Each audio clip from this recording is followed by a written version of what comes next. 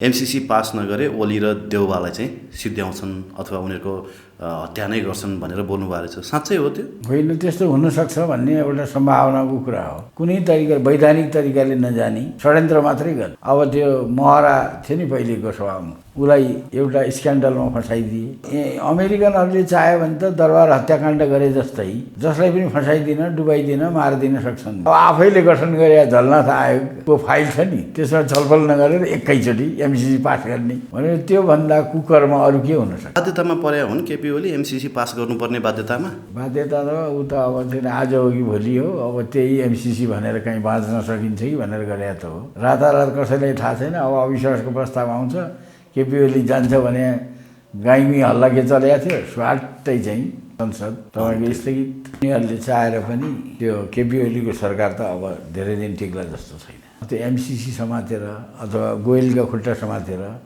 केपी ओली बच्न सक्दैन। जिन्दगीभरि मानेका कम्युनिस्टहरू चाहिँ एमसीसी भन्ने राजाले चाहिँ सांस्कृतिक साम्राज्यवादको विरुद्ध चाहिँ शङ्खनाद गर्यो। उनको नातेदारको बिहामा जाँदाखेरि सोनिया गान्धीले उनलाई भेटेर भनेकी रहेछ, तपाईँलाई हामीले गल्ती गऱ्यौँ, तपाईँलाई महाराधिराजबाट हटाउनु नहुने, तपाईँ राजा हुनुपर्छ, हामी साथ दिन्छौँ भन्दाखेरि के कसैको साथ चाहिएन। मलाई राजा हुनु नै छैन। नेपाली जनताले चाहना राख्छन् र आवश्यकता छ भने म हुन्छु। भारतको राष्ट्रपति अथवा नेपालको राष्ट्रपति गएर ती ठाउँहरूमा प्रवेश गर्न सक्दैन। जस्तो जुन रथमा राजालाई राखियो नेपालका महाराजा धिराजलाई, त्यो रथमा अर्को कोही बस्न सक्दैन। किन? भारतको राष्ट्रपति पनि बस्न सक्दैन। किन पल्टिन्छ? किन पल्टिन्छ र अरू बस्यो भने? होइन, त्यो हैसियत हुनु परेन। कोशी गण्डकी बेचेकोदेखि लिएर माथिबाट चाहिँ तपाईँको चेकपोस्ट राखेको, यो सब कुराको विरुद्धमा जुन आन्दोलन चलेको थियो त्यसमा ऐतिहासिक व्याख्या चाहिँ योगी नारायणले गर्नुहुन्थ्यो। जस्तो अहिले मैले गर्छु, त्यही भएर सरकारले, त्यति बेला मेरा गुरु योगी नारायणनाथले गर्नुहुन्थ्यो।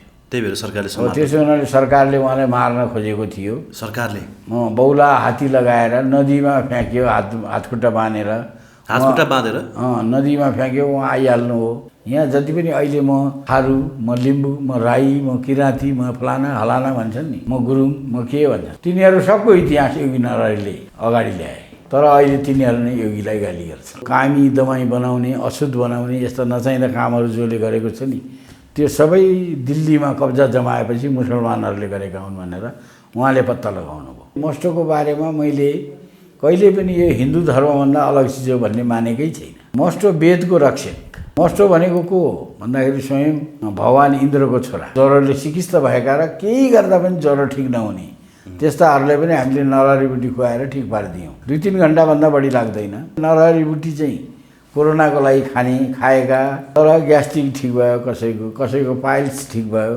कसैको प्रोस्टेट ठिक भयो, कसैको दम ठिक भयो, अनेक थरी चाहिँ रोगहरूबाट मान्छेहरू मुक्त भए।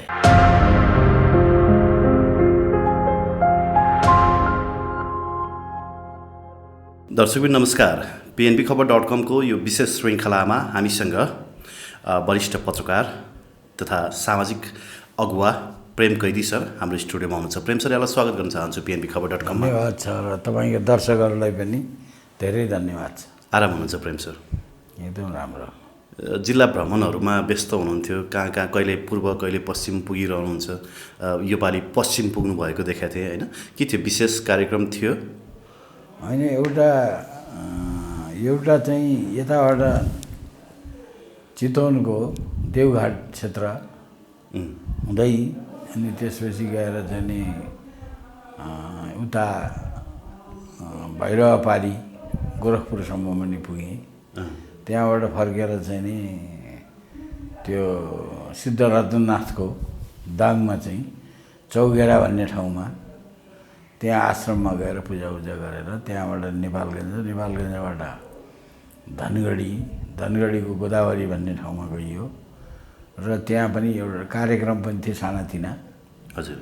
त्यहाँ अब मान्छेहरूले अब अलिकति जिज्ञासा राखे अनुसार त्यहाँ बोल्ने। त्यसपछि फर्केर आएर यता दैलेखतिर गएर दैलेखमा पनि त्यहाँ चाहिँ पञ्चकोशी क्षेत्रमा गइयो र त्यहाँका खास गरी गुठी संस्थान मार्फतका मोहीहरूको जग्गाको लफडा रहेछ। त्यसबारेमा अघिल्लो मेरो इन्टरभ्यूमा पनि pnbखबर.com मा पनि मैले बोलिसकेका छु। हजुर। र वास्तवमा के छ भन्दाखेरि अहिले नेपालमा चाहिँ जुनसुकै क्षेत्र धार्मिक क्षेत्र होस्, राजनीतिक क्षेत्र होस्, आर्थिक क्षेत्र होस्, जहाँ गए पनि हजुर अत्यन्तै डाउनडोल परिस्थिति छ, अत्यन्तै नकारात्मक स्थिति छ। र कस्तोसम्म छ भन्दाखेरि जस्तो गुठीको वात्तै यिनीहरूले चाहिँ कर बढाइदिए। त्यो बढाएपछि अहिले कस्तो भयो भन्दाखेरि 2051 सालबाट गुठीका किसानहरूले त्यो मोहीहरूले पैसा तिर्न सकेका छैन। अहिले त बढ्दा बढ्दा बढ्दा त्यो 20 लाख रुपियाँ भएछ। जस्तो दैलेखको पञ्चकोशी क्षेत्रमा एक रोपनीको 12 लाखसम्म तिर्नुपर्ने भएछ।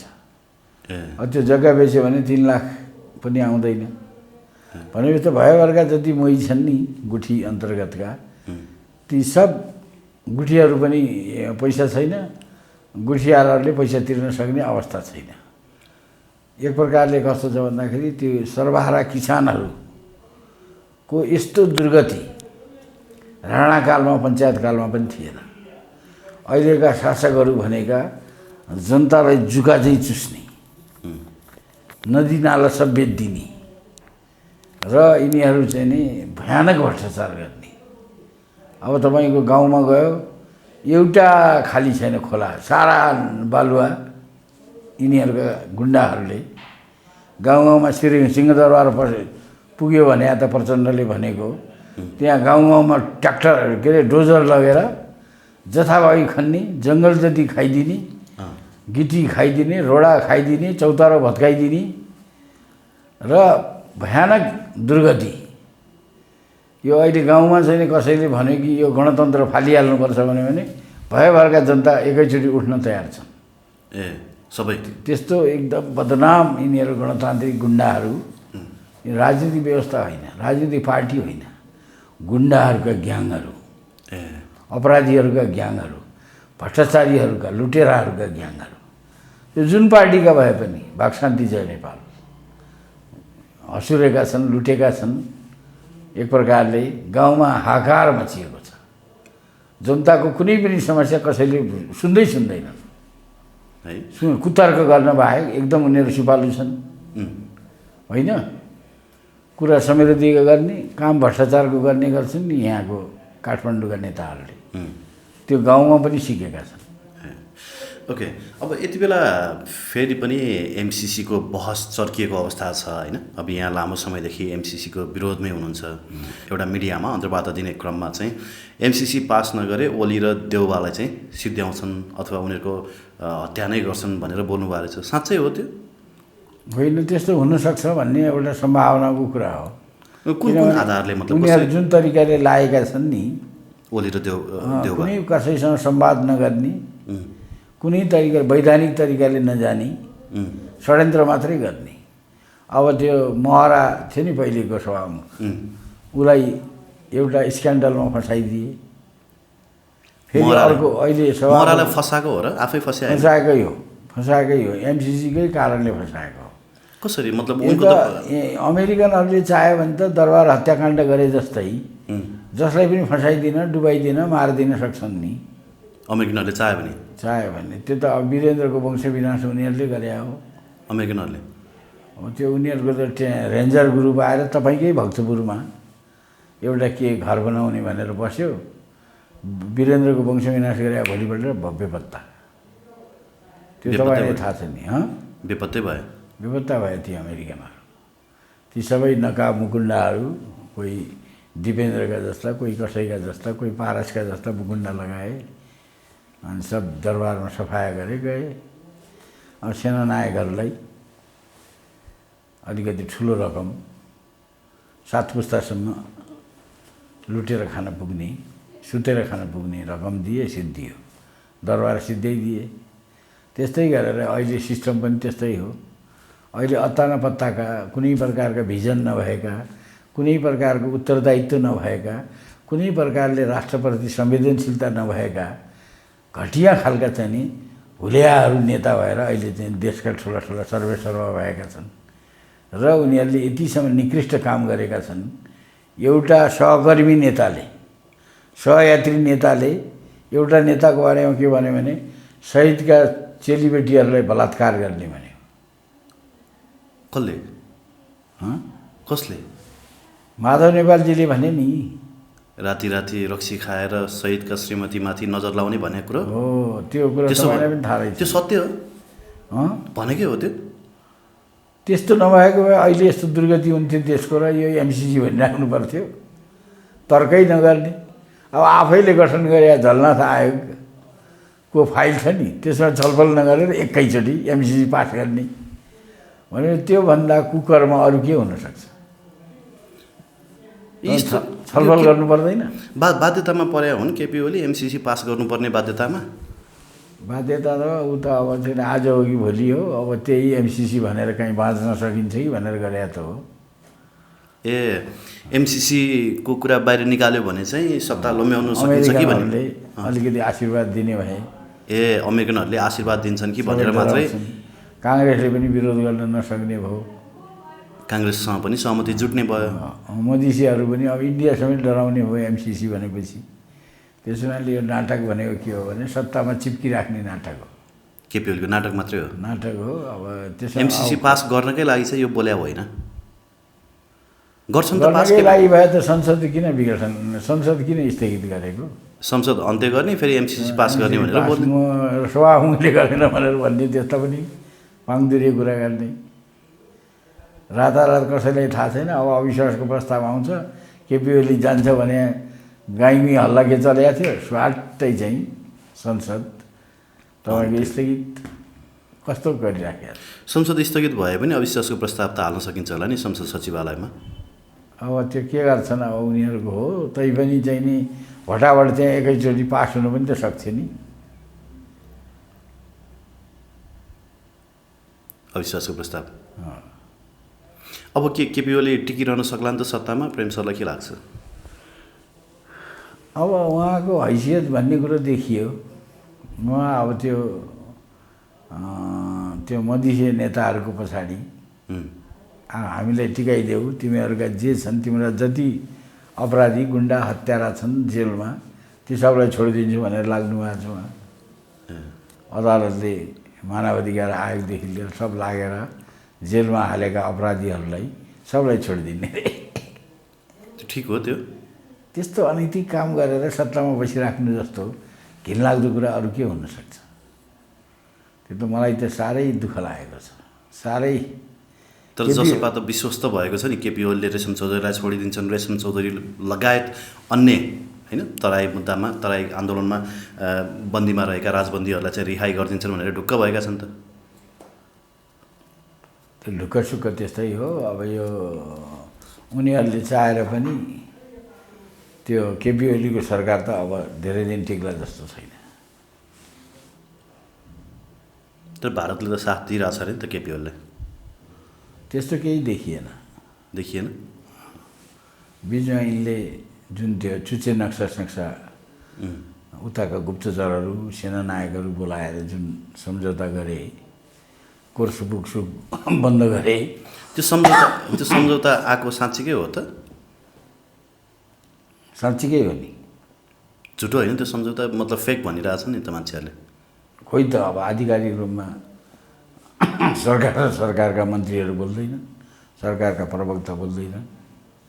त त्यो मिडियालाई हामीले झुटो हो भने त्यो मिडियालाई त कारवाही गर्ने भयो भनिरहेछन् नि त।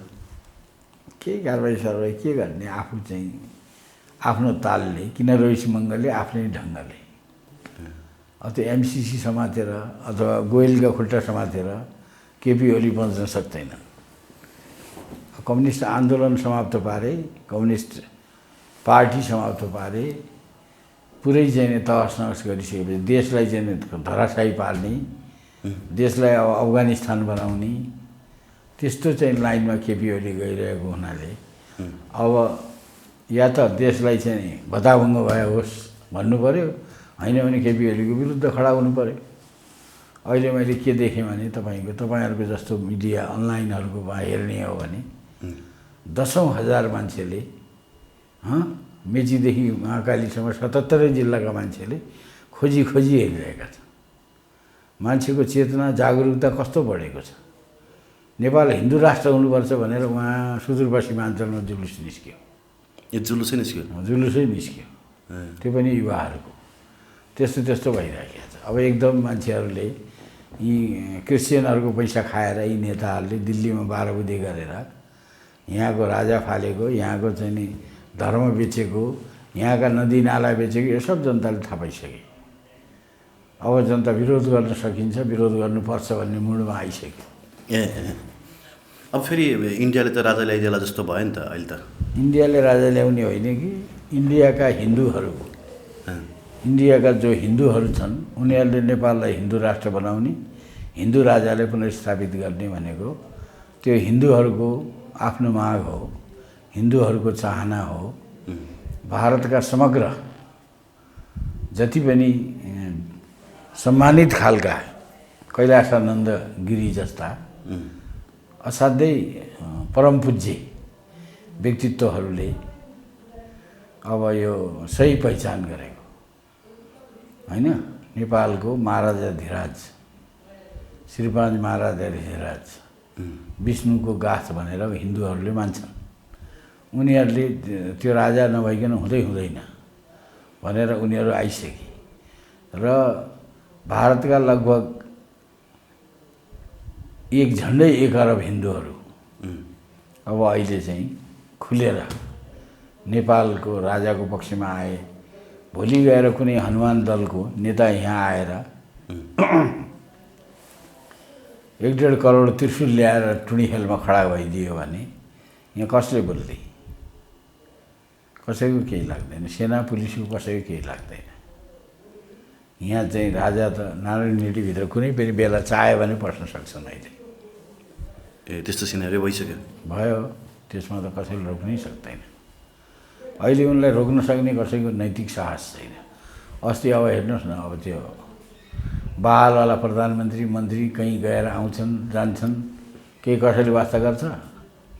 राजा यहाँ एयरपोर्टमा आउने भनेपछि तपाईँको मैले कस्तो देखेको भने बुढो प्रकाश चित्रकार टाइपका मान्छेहरू 12-15वटा गाडी लिएर भैरवाबाट आइरहेका।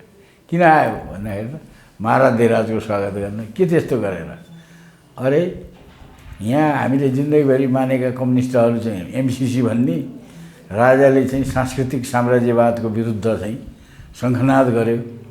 यसरी देशभक्त साम्राज्यवाद गरेर यहाँ मान्छे त लम्बसारवाद पर्यो भनेर भन्छन्। अनि कस्तो लम्बसारवाद? भारतमा गएर चाहिँ फेरि लम्बसार परे राजा भन्छ नि फेरि मान्छेले, विरोधीहरूले। उनी कतै पनि लम्बसार परेनन्। उनले चाहिँ दिल्ली मोदीलाई भेटेर अघिल्लोचोटि कसैको उनको नातेदारको बिहामा जाँदाखेरि सोनिया गान्धीले उनलाई भेटेर भनेकी रहेछन्, तपाईँलाई हामीले गल्ती गऱ्यौँ, तपाईँलाई महाराजधिराजबाट हटाउनु नहुने, तपाईँ राजा हुनुपर्छ, हामी साथ दिन्छौँ भन्दाखेरि के कसैको साथ चाहिएन। मलाई राजा हुनु नै छैन। नेपाली जनताले चाहना राख्छन् र आवश्यकता छ भने म हुन्छु भनेर उनी सोनिया गान्धीलाई भनेर आएका हुन्। उनले कुनै प्रकारले त्यहाँ मोदी सोदी कसैलाई भेट्ने कोसिस गरेको पनि देखिएन। उनलाई नै केन्द्रीय मन्त्रीहरू, सरकार, महाराजधिराज, नेपाल नरेश भनेर भेट्न आए। उनलाई चाहिँ एकदम पपुलर त्यो स्वामी रामदेव जस्ताहरू उनका ड्राइभर बने। अब उनको कार्यक्रमको चाहिँ सञ्चालकै त्यो बालकृष्ण भन्ने एकदम पपुलर मान्छे हो। बालकृष्ण तपाईँको चाहिँ पिता पुर्खा उनका स्याङ्जाली हुने यहाँ नेपालका बालकृष्णजी त्यहाँ ठुलो डाक्टर हुनुहुन्छ। उहाँले कार्यक्रम सञ्चालन गर्नुभएको देखियो। 1 से 1 मै हुँ भन्ने मान्छेहरू, सारा टेलिभिजनहरू, सारा मिडियाहरू होइन उनलाई महाराजाधिराज सरकार भनेर उनीसँग मदन गरिरहेका थिए। सब मन्त्रीहरू त्यहाँ लाइनमा थिए। सब मुख्यमन्त्रीहरूका, तपाईँको राज्यका मन्त्रीहरूको त अनगिन्ती त्यहाँ चाहिँ राजासँग एक झलक एउटा फोटो हान्नेलाई उनीहरू सब सोच बनाइरहेका थिए होइन। र उनीहरूले चाहिँ कस्तो छ भन्दाखेरि नेपालको राजाको स्थान के छ त? भारतको राष्ट्रपति अथवा नेपालको राष्ट्रपति गएर ती ठाउँहरूमा प्रवेश गर्न सक्दैन। जस्तो जुन रथमा राजालाई राखियो नेपालका महाराजाधिराजलाई, त्यो रथमा अर्को कोही बस्न सक्दैन। किन? भारतको राष्ट्रपति पनि बस्न सक्दैन। किन पल्टिन्छ? किन पल्टिन्छ र अरू बस्यो भने? होइन, त्यो हैसियत हुनु परेन। विष्णुको गद्दीमा जो पाए त्यही बस्न सक्छ गएर। मोदी नै बस्न सक्दैन? कहाँ बस्न सक्ने भएर? मोदी बस्न सक्दैन, कोही पनि बस्न सक्दैन। उनीहरू बस्ने अधिकारै छैन। तपाईँको यहाँ उसमा चाहिँ तपाईँको जगन्नाथपुरीमा पनि त्यहाँ आसन छ नेपालको महाराजाधिराजको। कान्छी कामकोठीमा नेपालको महाराजाधिराज बाहेक अरू कोही बस्न सक्दैन। बुझ्नुभयो? यहाँ चाहिँ बहुत यो स्वयम्भूमा आसन छ राजाको। राजा नगइकन त्यहाँ समय पूजा हुँदैन।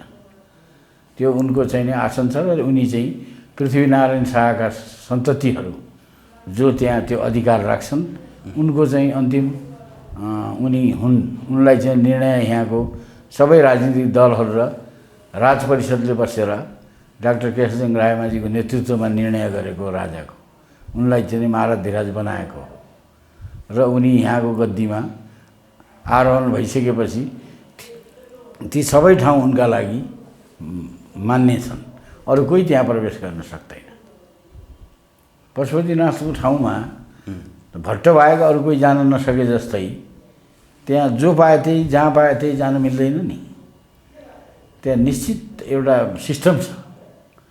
हिन्दूहरूको आफ्ना सिस्टमहरू छन्। त्यो सिस्टम अनुसार हैन उनी बाहेक अरूले त्यो स्थान ग्रहण गर्न सक्दैन। त्यो जगन्नाथपुरीमा तपाईँहरूले भनिरहनु भएको छ नि, त्यो फेरि गुगलमा खोज्दाखेरि भेटिँदैन। त्यो म तपाईँलाई पठाइदिन्छु नि, मसँग छ नि। छ त्यो मसँग छ। महाराजाधिराजलाई श्रीपाद महाराजाधिराज सरकार भनेर नेपाल नरेश भनेर। तपाईँ जानुभएको छ त्यहाँ जगन्नाथपुरी? जगन्नाथपुरीमा म पुगेको छैन, तर मैले त्यो भिडियो हेरेँ। मसँग छ त्यो भिडियो, अहिले पनि सुरक्षित छ। मैले धेरैलाई पठाइ पनि दिएँ। ए मलाई पनि पठाइदिनु। म तयार छु, म तपाईँलाई पठाउन तयार छु। तपाईँको चाहिँ नि कहीँ पनि तपाईँको अहिले जस्तो चाहिँ जुन स्थान शङ्कराचार्यको छ त्यो अरूको हुन सक्दैन।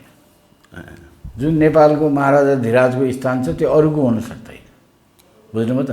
इभन चिनमा, जापानमा, जापानको राजदरबारमा कोही पनि गाइजिन पस्न सक्दैन, विदेशी पस्न सक्दैन।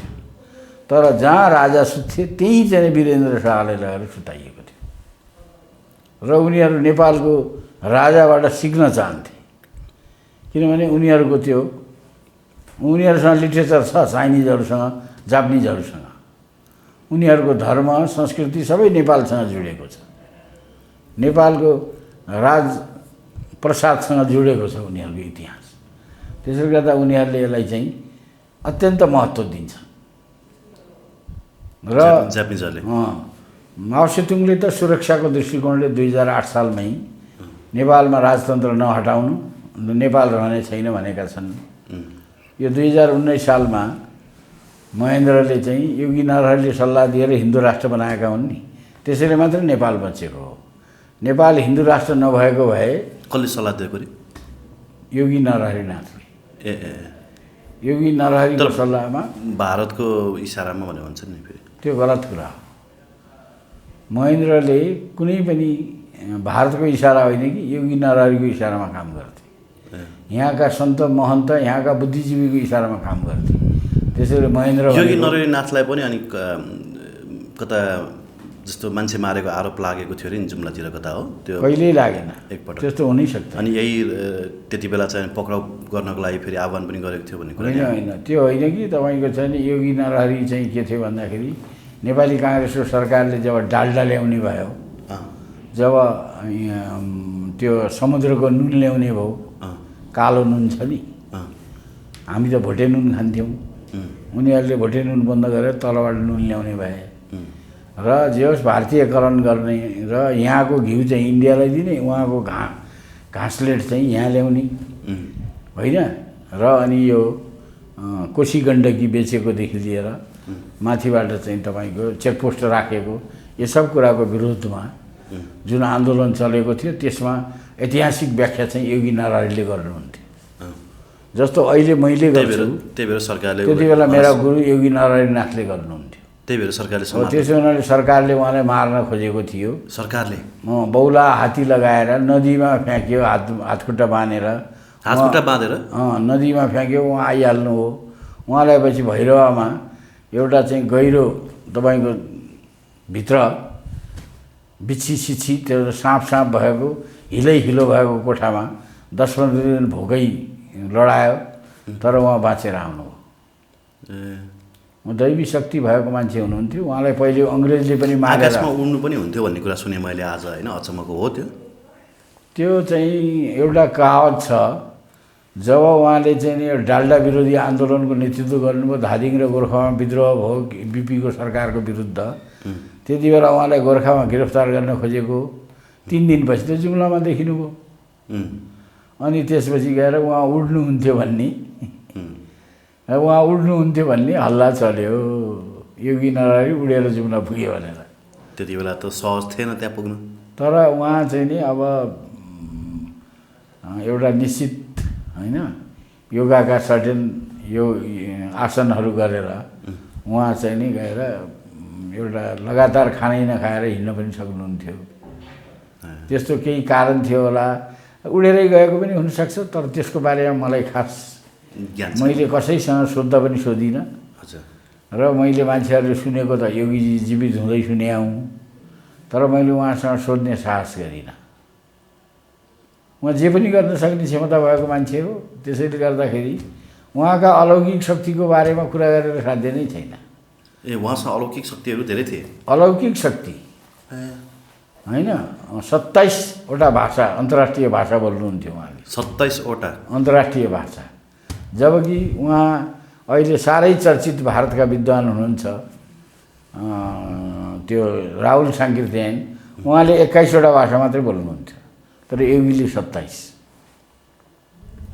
त्यसैले गर्दाखेरि यी धेरै ठुला ठुला विद्वानहरू, भाषा संस्कृतिका लेखकहरू, त्यसमा चाहिँ उहाँ जति बेला पनि काम गर्न सक्नुहुन्थ्यो।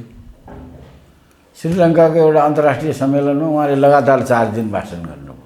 4 दिन। काठमाडौँमा यहाँ 26 घन्टासम्म खुला मञ्चमा बोल्नुभयो। र उहाँले चाहिँ नि धेरै कुराहरू नेपालको इतिहास निर्माण गर्नमा योगी नरहरि नभएको भए नेपाल भन्ने देशै रहने थिएन। योगी नरहरि हो जसले यो राष्ट्रको इतिहास, हाम्रो जातीय इतिहास निर्माण गर्ने योगी नरहरि हो। यहाँ जति पनि अहिले म थारू, म लिम्बू, म राई, म किराँती, म फलाना हलाना भन्छन् नि, म गुरुङ, म के भन्छन्, तिनीहरू सबको इतिहास योगी नरहरिले अगाडि ल्याए। तर अहिले तिनीहरू नै योगीलाई गाली गर्छन्। अचम्म लाग्छ मलाई। उहाँले लेख्नु भएको तिनीहरू सबैको इतिहास, धेरैको इतिहास उहाँले लेख्नुभयो, उहाँले पत्ता लगाउनु, उहाँले हाइलाइट गर्नुभयो। पहिले के थियो भन्दाखेरि ठकुरी बाहेक अरू राजा नहुने भन्ने थियो नि। तर उहाँले त्यो के अरे तामाङ राजा वाङ, किराँती राजा हाङ, यस्तो थारू राजा दाङ भनेर यस्तो कवितै लेख्नु भएको छ उहाँले। सबै जातिमा राजा थियो, सबै जातिको राज्य थियो, सबै जातिको भाषा छ, संस्कृति छ, त्यसलाई प्रोटेक्सन गर्नुपर्छ भनेर नेपालमा त्यो आवाज उठाउने मान्छे भनेको योगी नरहरि हो। नेपालको राजनीतिक इतिहासदेखि लिएर भाषा, संस्कृति, सभ्यता, धर्महरू सबैको इतिहास चाहिँ नि हामीले चाहिँ निर्माण गर्नुपर्छ भनेर पटक पटक दबाब दिने मान्छे हो। र पटक पटक महेन्द्रले जति मन्त्री बनाए नि, लिम्बू, खम्बू, थारू, तपाईँको गुरुङ, राई, मगर, उता पश्चिमी पहाडका कतिपय चाहिँ नि जातका मान्छेहरूलाई महेन्द्रले कसरी मन्त्री बनायो भने योगीको सल्लाह। यसको परिवारले यो राष्ट्रको लागि यस्तो योगदान गरेको छ भने त्यसको त सम्मान गर्नु पर्यो नि। ती जति पनि मान्छेहरूले सम्मान पाए, जति पनि चाहिँ समुदायले सम्मान पाए, जति पनि संस्कृतिले सम्मान पायो, जति पनि भाषा र धर्मले सम्मान पाए, त्यसको पछाडि योगी नरहरिको हात छ। र त्यति मात्र होइन, योगी नरहरिले जब माइकबाट गायत्री मन्त्र फुके नि, अनि जोगी यसले चाहिँ नि गएर हाम्रो धर्म संस्कृति बिगार्यो भनेर कर्मकाण्डीहरूले उनको विरोध गरे। उनले कामी दमाई जसलाई पनि गायत्री मन्त्र पढ्नुहुन्छ, महिलाले संस्कृत पढ्नुहुन्छ भनेर महिलाहरूको चाहिँ नि झापामा तपाईँको चाहिँ संस्कृत पाठशाला खोल्नुभयो उहाँले। अहिले पनि चाहिँ तपाईँको गायत्री सायद र वेद पढ्ने महिलाहरू छन् त्यहाँ झापामा। त्यस्ता कतिपय कामहरू योगीले गर्नुभयो। त्यसैले यो जुन उहाँले नै के पत्ता लगाउनु भयो भन्दाखेरि यो कामी दमाई बनाउने, अशुद्ध बनाउने यस्ता नचाहिँदा कामहरू जसले गरेको छ नि, त्यो सबै दिल्लीमा कब्जा जमाएपछि मुसलमानहरूले गरेका हुन् भनेर उहाँले पत्ता लगाउनु भयो। मनुस्मृतिमा छेपक हाल्ने काम पनि सबै मुसलमानले गरेका हुन् भनेर उहाँले सबै प्रमाणसहित कति मितिमा कसले कहाँ के बदमासी भयो भनेर सब पत्ता लगाउनु भयो।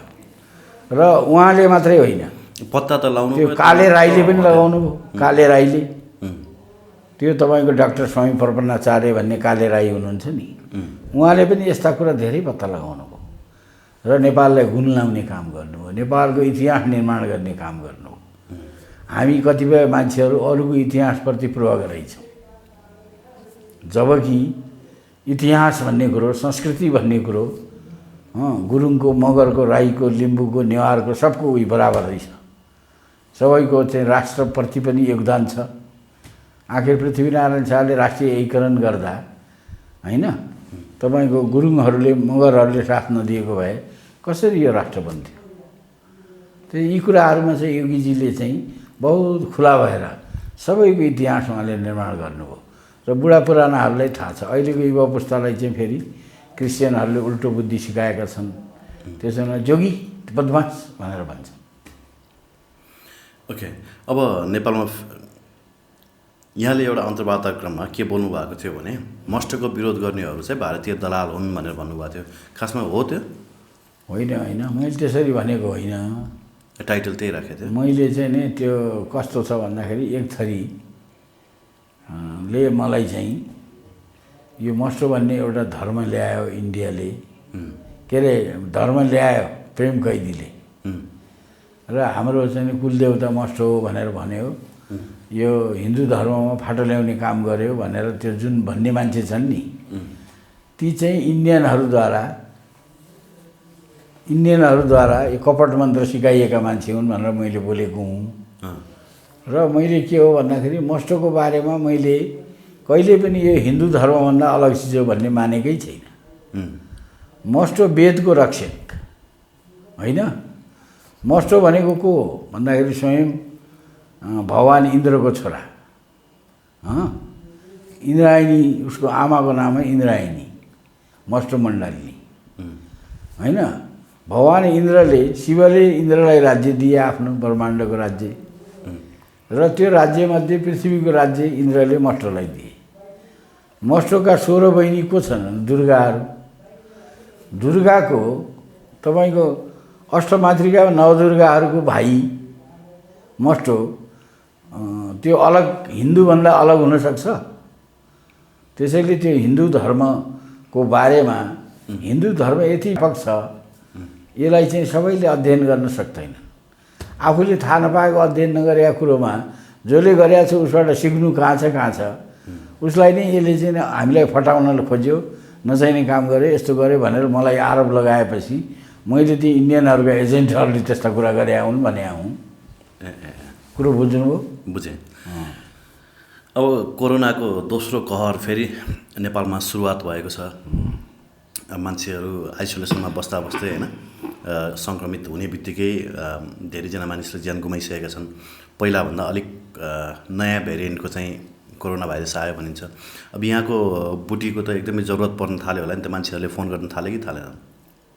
होइन, त्यो नेपालीहरूको कुरो कस्तो छ भन्दाखेरि नि, अब यो मैले तँलाई अहिले स्वर्ग पुर्याइदिन्छु भने पनि मान्छे चाहिँ साँच्चै पुर्याउने मान्छेलाई विश्वास गर्दैन। तर स्वर्ग पुर्याउँछु भने त्यहीँनिर खोला खसाल्ने मान्छे भयो भने नेपालीहरू पछाडि लाग्ने बानी छ, विवेक प्रयोग गर्दैनन् क्या। तर पहिलेको भन्दा जस्तो तपाईँकै के अरे पिएनपीले मसँग सोध्यो, अरू पनि कतिपय टेलिभिजनहरूले सोधे, र त्यसपछि गएर नरहरी बुटी खानेहरूको, नरहरी बुटी माग गर्नेहरूको चाहिँ एक प्रकारले चाहिँ म कहाँ मान्छे चाहिँ ओइरिन लागेका छन्। तर मैले नै समय नपाएर म कहिले दैलेख जाने भएँ, कहिले धनगढी जाने भएँ, कहिले कहाँ जाने भएँ। अहिले जति पनि मान्छेहरू जब बिरामी हुन थाल्छन् अनि तुरुन्तै मलाई खोज्छन्। मैले हिजो पनि यहाँ शङ्खमुलमा एउटा क्यान्सरको पेसेन्ट एकजना, अनि अर्को एउटा ज्वरो आइरहेको, फ्लू हो, फिभर थियो अनि उहाँलाई पनि मैले नरहरी बुटी खुवाएर आएँ। म धेरै ठाउँमा घर घरै लगेर नरहरी बुटी चिनाउने खुवाउने गरेको छु। नरहरी बुटी यदि खाने हो भने म सबैलाई नरहरी बुटी मैले नरहरी बुटी खाइसक्यो भने तपाईँको चाहिँ धेरैजसो पत्रकारहरूले यहाँ सिकिस्त ज्वरोले सिकिस्त भएका र केही गर्दा पनि ज्वरो ठिक नहुने त्यस्ताहरूलाई पनि हामीले नरहरी बुटी खुवाएर ठिक पारिदियौँ। 2-3 घन्टाभन्दा बढी लाग्दैन, ज्वरो सरो साफ भइहाल्छ। 2-3 घन्टामै 2-3 घन्टामै त्यो त ग्यारेन्टी नै हो। र यहाँ कस्तोसम्म भयो भने नरहरी बुटी चाहिँ कोरोनाको लागि खाएका तर ग्यास्ट्रिक ठिक भयो, कसैको पाइल्स ठिक भयो, कसैको प्रोस्टेट ठिक भयो, कसैको दम ठिक भयो, अनेक थरी चाहिँ रोगहरूबाट मान्छेहरू मुक्त भए। नरहरी बुटी भनेको त्यो यस्तो अमृत हो, त्यो खाइसकेपछि त्यसले धेरै जसो शरीरका रोगहरूलाई फालिदिन्छ। हस् प्रेम सर, यहाँलाई धन्यवाद दिन चाहन्छु महत्त्वपूर्ण जय समयको गुरु। लागि।